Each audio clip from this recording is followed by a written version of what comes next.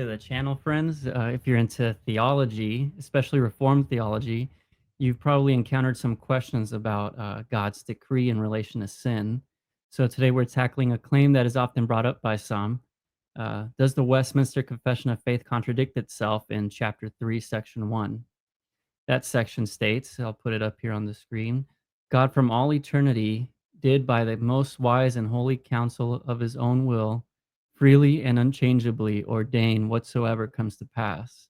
Yet so, as thereby neither is God the author of sin, nor is violence offered to the will of the creatures, nor is the liberty or contingency of second causes taken away, but rather established. So critics say that if God ordains everything, including sin, doesn't that make him the author of sin? The critic will say that merely claiming that God is not the author of sin while also claiming he ordains all that comes to pass seems like a hand waving away of the problem, as it doesn't explain how he's not the author of sin. It's merely stating that he's not. To them, it sounds like a contradiction. Well, we're going to unpack this using insights from Reformed theologians and how they understood this and why it's not a contradiction. I'll weave in their quotes directly, citing them as we go, to show how the Reformed understood what it meant for God to ordain all that comes to pass and that there's no contradiction here. This is based on a rich tradition of thinkers like Thomas Watson, Stephen Charnock, John Davenant, and others who address this head on. But I do want to make clear that this will not be an in-depth scholastic breakdown of divine permission, yet it will be a good basic overview of the topic at hand. I also will not be tackling the question of how God foreknows things, as there's diversity of thought within the Reformed tradition on that question. We just admit that whatever God foreknows does not cause God to decree. So whether you take something like Baxter's view or something like Turretin's view, the question at hand will still work regardless of what view you take. So all I will say about the foreknowledge of God is the words of John Humphrey. But the modus or the way and the manner how God foreseeth all future contingencies, especially the fall of man and of angels, is to us unknown. At least I shall not for my part enterprise to determine it. No principle of the Christian religion rendering it necessary for us to understand. So with that out of the way, let's dive in. First things first, how is the author of sin to be understood? So what was meant by author of sin, especially in the early modern period, was the immediate or the efficient cause of sinful volitions. Now, there may be people who have their own definition, but this is generally what Protestants, medieval theologians, and so on understood author of sin to mean. To simplify it, God being the author of sin is the one who desires sin as sin to take place and is the one who's designing all that sin is, the formality of it or the sinfulness of it, and is the one directly causing man to sin. So what does it mean for God to ordain all that comes to pass? The Westminster Confession isn't saying God forces everything like a puppet master. Instead, it's about his eternal decree. So think of it like a plan encompassing everything, the good he wills to bring about and the evil he decrees to permit. The confessions don't lay out all the details, but it essentially says God has ordained all that comes to pass, but here are the parameters. This type of ordination must be an ordination that doesn't make God the efficient cause of sin, that does no violence to the will of man, and that it does not take away liberty or contingency of secondary causes, but rather establishes them. So any view of ordination that contradicts those parameters would not be what the Reform hold to. So when we come to the decree or ordination of all things, we distinguish between the efficient decree and his permissive decree. The reforms such as Davenant have generally reserved that ordination for good things are actively caused by God, but for evil, it's different. God's decree encompasses all events, but not in the same way for good and evil. As the English Puritan Thomas Vincent says, God's general decrees are his eternal purpose, whereby he hath foreordained whatever comes to pass, not only by being all of all creatures which he doth make, but also their motions and actions, not only good actions which he doth effect, but also the permission of all evil actions. So the decree includes permission for evil, but permission isn't efficient causation. It's a deliberate choice not to intervene, allowing creatures to act according to their own wills. Another English Puritan, Stephen Charnock, elaborates in his treatise on divine providence. He says, God wills good by a positive decree because he had decreed to effect it. He wills evil by a privative decree because he hath decreed not to give that grace which would certainly prevent it. God doth not will sin simply for that were to approve it, but he wills it in order to that good his wisdom will bring forth from it. He wills not sin for itself, but for the event. In other words, what God is permitting is not a mechanical outworking of a decree that forces sin, but the voluntary defects of creatures like humans or Satan that he foresees and chooses not to prevent for the sake of his good ends, like displaying justice or mercy. The decree sets boundaries and overrules outcomes, but sin's origin is creaturely, not divine. Some confusedly ask, what is God permitting but his own decree? But this question misunderstands the nature of the decree. So, what is God permitting? He is choosing to permit free, sinful choices of his creatures, which he foreknows out of his sovereign wisdom. And while God's will to permit sin in his decree renders sin certain, sin itself does not flow from the decree. French Reformed minister and professor Louis Leblanc explains, it is true indeed that man does not sin without depending on God's will, for he could not sin unless God permitted him to sin, and thus the futurity of sin depends on God's decree to permit the sin. But just as God's will is not therefore to be called the proper cause of man's actual sinning, so it does not follow that God's decree is the proper cause of the futurity of sin. Reformed scholastic Francis Turretin echoes this in his Institutes. So although sin necessarily follows a decree, it cannot be said to flow from the decree. The decree does not flow into the thing, nor is it effective of evil, but only permissive and directive. So Turretin emphasizes that the decree is permissive and directive, as it allows sin to occur from human choice and directs it towards good ends without God infusing evil. In essence, God is permitting the sinful actions that arise from the created wills that are not determined to one effect, not his own decree as if he's contradicting or authoring evil, but the real choices of free agents within the framework of his all-encompassing plan. So an important thing we note is that God's decree for sin is privative.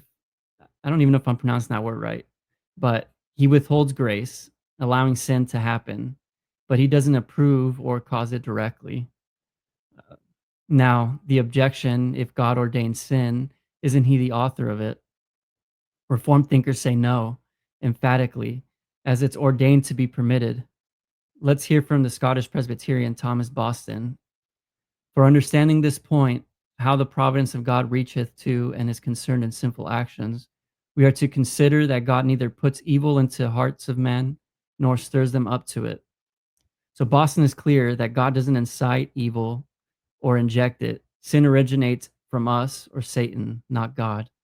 Sin is something that God ordains to permit, and that permission happens in time in God's providence. Echoing this, Stephen Charnock adds in the same treatise that he mentioned earlier, he says, in short, though it be by God's permission that we can do evil, yet it is not by his inspiration that we will to do evil. That is wholly from ourselves. So permission is key. God allows sin, but he doesn't inspire or will it as evil. Sin arises from man's own will. English Reformed Bishop John Davenant says this in his Determinations. The one who permits allows a creature to fall of its own voluntary defect into the evil that God foresaw. The efficacy of God's decree lies not in the producing the evil, but in governing and directing it so as to draw from that evil some greater good. French Reformed theologian and John Calvin's successor, Theodore Beza, drives this home. He says, question, what then? Shall we say that God wills sin? Answer, God forbid so. It is the horriblest of all blasphemies to say so. He clarifies that permission means God does not work in evil persons, but leaves them to Satan and to their own lusts. kind of messed up there on the slide. Um, but note what he calls such a thing, a blasphemy. Holding that God wills sin as sin or is the author of it is pure blasphemy. And anyone trying to justify that kind of language is playing a foolish and dangerous game. The Synopsis of Pure Theology, Volume 1 says this: but we do not doubt that it may and indeed should be said that God exercises providence concerning sins, for he foresees sins in advance and wills to permit them. And as they are seen beforehand, he destines them to some universal or particular good. Francis Turretin in his Institute says, for since his will can have for its object nothing but good, it cannot will evil as evil, but as terminated on the permission of that which is good. God therefore properly does not will sin to be done, but only wills to permit it. And if at any time sin is called the means of illustrating God's glory, it does not follow that God, who wills the end, ought also to will the sin as such, which is the means to it. So Turretin distinguishes God wills the good end, like displaying justice or mercy, but permits the sinful means without willing the sin itself. English Puritan Thomas Watson reinforces this in A Body of Divinity. The wisdom of God is seen in this, that the sins of men shall carry on God's work, yet that he should have no hand in their sin.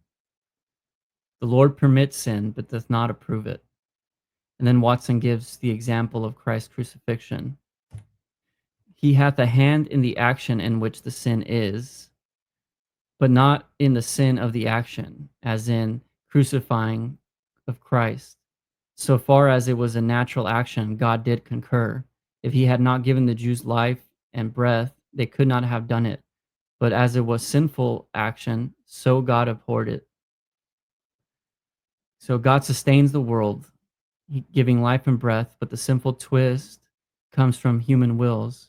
He concurs in the action, like providing existence, but not in the sin. Reformed theologian Peter Martyr Vermigli explains, God's will concurs in good things and bad things, but under different principles. It concurs in bad things indirectly. He permits them to happen. He suggests good things, but because they meet with evil men, sins ensue. But the good things he not only suggests, but brings about. Let's dig deeper into permission. In the Ursinus commentary on the Heidelberg Catechism, it explains, by foreknowledge we understand the knowledge of God, by which he foreknew from all eternity not only what he himself would do, but also what others would do by his permission, that they would sin.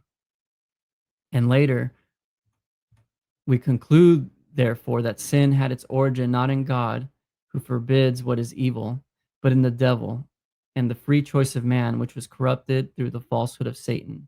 Hence, the devil and the perverted will of man following him are to be regarded as a true cause of sin.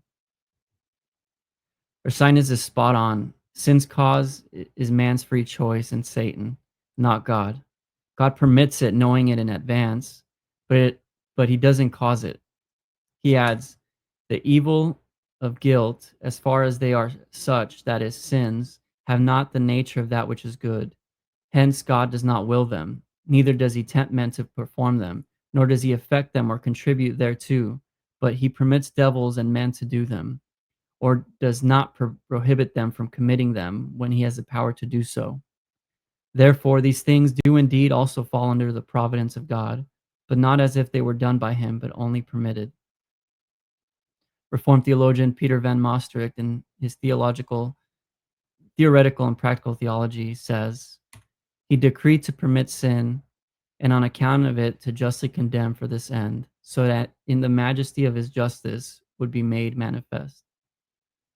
American Presbyterian minister A. A. Hodge says this, the sinful acts of men are in such a sense under the divine control that they occur only by his permission and according to his purpose. God neither causes sin nor approves it. He only permits, directs, restrains, limits, and overrules it.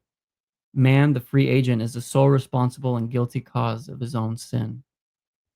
So here Hodge outlines how God permits, not approves, deserts by withholding grace, orders circumstances, and even delivers Satan as a tempter but never as a direct cause. He restrains sin's intensity and overrules for good, like in Genesis 50:20, you meant evil, but God meant it for good. So Louis LeBlanc, in his theological theses, describes Moses Amaro's view, where he says, concerning evil actions, no matter how much they fall under divine decrees, he, Amaro, believes it can be easily shown from his principles that God can in no way be called the author, because God does not incline human minds and wills to evil, nor does he corrupt them in any way, but only permits them to exercise their own movements voluntarily. So permission provides freedom.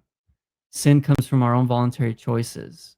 So liberty is intact as we sin voluntarily from our own lust. And the word permit isn't just a cop out, it's a biblical essential. The Heidelberg Catechism, or the commentary on the Heidelberg Catechism, says this: the word permit is therefore not to be rejected, seeing that it is sometimes used in the scriptures. For example, therefore suffered I thee not touch her, but God suffered him not to touch me. He suffered no man to do them wrong, who in times past suffered all nations to walk in their own way. But we must have a correct understanding of the word, lest we detract from God a considerable portion of the government of the world and of human affairs. Now, I want to make clear that the permission we're talking about is not a bare, mere, or unwilling permission, as if God had no intention behind the permission and is letting the events unfold and then figuring out what he will do with the evil. The Westminster Confession of Faith, the Reformed, and famously Calvin reject such a view, but a willing permission is clearly affirmed. Vermigli says, there is indeed permission there, but something more is shown by those effective terms of the phrase. We too grant there is permission, for if God willed to resist, these things would not happen. Therefore, he permits them. But we must know that the permission is a certain type of will. It is not the efficient will, to be sure, but it is a type of willing. The Westminster Divines also clearly affirm a willing permission. In chapter 6 of the fall of man and of sin and the punishment thereof, section 1, it says, our parents, our first parents, being seduced by the subtlety and temptations of Satan, sinned in eating the forbidden fruit. This, their sin, God was pleased, according to his wise and holy counsel, to permit, having purpose to order it to his own glory. So we see that God had a purpose in permitting the fall, and this is the same with all sin. Some people often circulate a rather sloppy, out of context quote from John Calvin, where it seems like he's affirming that God is the author of evil and is concerning the eternal predestination of God. But not only is it out of context, but they utterly ignore the fact that he also said the following in the very same book. Though I affirm that he, God, ordained it to so, the fall of man, for an end most just and right, I do not allow that he is properly the author of sin. So while John Calvin wasn't the most precise and the most helpful on the issues of God's providence in relation to sin, in my opinion, he nonetheless agreed with the rest of the Reformed and Christians that God is not the author of sin. So wrapping up, the Westminster Confession of Faith doesn't contradict itself. Some want to say ordination means God is the cause of sin and thus making him the author of sin. However, it does not mean he is the cause of sin. For if it were, then there would be violence offered to the will. And if there's violence offered to the will, liberty is taken away. And it takes a big level of intellectual dishonesty to think the Westminster Divines would think God's ordination of all things means he's causing sin without being the author of sin and without doing violence to the will. So God ordains all things by decreeing good positively and decreeing to permit sin. He doesn't author sin, as that's from our own free and corrupt wills, which he overrules and governs for glory. God has a purpose in allowing sin, which he orders towards his good and holy ends. As Thomas Watson said, sins carry on God's work, but he has no hands in the sin. So if this helped, like, subscribe, comment below. Let me know if this helped you and if you enjoyed it. But thanks for watching. Peace be with you.